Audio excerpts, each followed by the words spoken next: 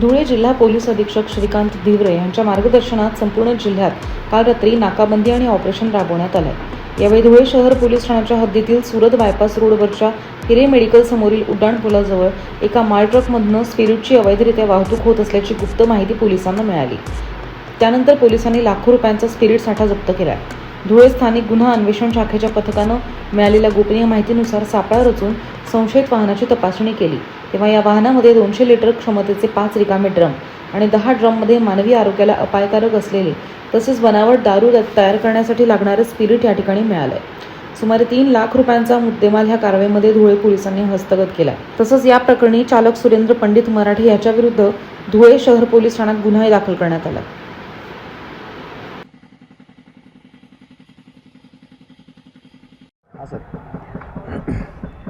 धुळे जिल्ह्यामध्ये माननीय IG sir Shri Dattatray Karale व पोलीस अधीक्षक श्रीकांतजी धिवरे सरांच्या आदेशान्वये नाकाबंदी व कोबमिंग ऑपरेशन राबवण्यात आलेले होते। स्थानिक गुन्हे शाखेला गोपनीय माहिती मिळाली होती की शिरपूर आणि धुळ्यामार्गे मालेगावकडे एक ट्रक त्याच्यामध्ये स्पिरिट हे अवैधरित्या विक्रीसाठी व वाहतूक करत आहेत। त्याप्रमाणे आपण त्या ठिकाणी नाकाबंदी लावून एक संशयित ट्रक त्या ठिकाणून जात असताना त्याचा पाठलाग केला व सुरत बायपासजवळ हिरे मेडिकल कॉलेजजवळ त्याला थांबवले।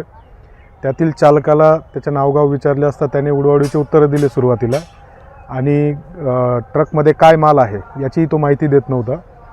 त्यानंतर वाहन आम्ही ताब्यात घेतले व त्याला सर्व कागदपत्रे व मुद्देमालाची सविस्तर माहिती सांगण्याबाबत त्याला लेखी समज देऊन त्याला मुदत दिली, परंतु त्याने कुठलीही माहिती पुरवली नाही। त्यामुळे संशय वाढल्याने आम्ही स्वतः ते चेक केले व पंचनामा त्याचा केला, तर त्यामध्ये स्पिरिट हा अवैध विक्री व वाहतुकीसाठी घेऊन जात असल्याचे कन्फर्म झाले।